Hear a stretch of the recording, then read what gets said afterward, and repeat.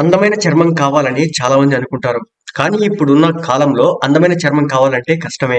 సరైన life style, ఆహారపు అలవాట్లతోనే ఏదైనా సాధించగలం. కొంతమంది ముఖంపై మంగు మచ్చలు వంటివి వస్తాయి. దీన్నే పిగ్మెంటేషన్ అని అంటారు. పిగ్మెంటేషన్ తగ్గడానికి చాలా సమయం పడుతుంది. కాస్మెటిక్స్ వాడినా సమయం పడుతుంది. ఇందులో ఖర్చు కూడా ఎక్కువగుంటుంది. కానీ ఇంట్లో ఉండే వాటితో మనం పిగ్మెంటేషన్ సమస్యను తగ్గించుకోవచ్చు. మంగు మచ్చల్ని తగ్గించడంలో ఎర్ర కందిపప్పు బాగా పనిచేస్తుంది. ఎర్ర కందిపప్పులో 2 స్పూన్ల పాలు పోసి రాత్రంతా నానబెట్టండి. ఉదయం కొద్దిగా పసుపు కలిపి మిక్సీ పట్టి ముఖానికి అప్లై చేయండి.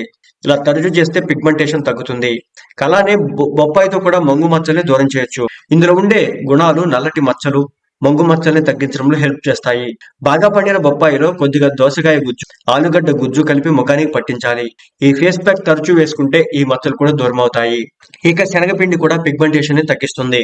ఇందులో కొద్దిగా పసుపు కలిపి ఫేస్ ప్యాక్ వేసుకోవచ్చు. పొడి చర్మం ఉండేవారు కొద్దిగా కొబ్బరి నూనె లేదా బాదం నూనె కలిపి ప్యాక్ వేసుకోండి.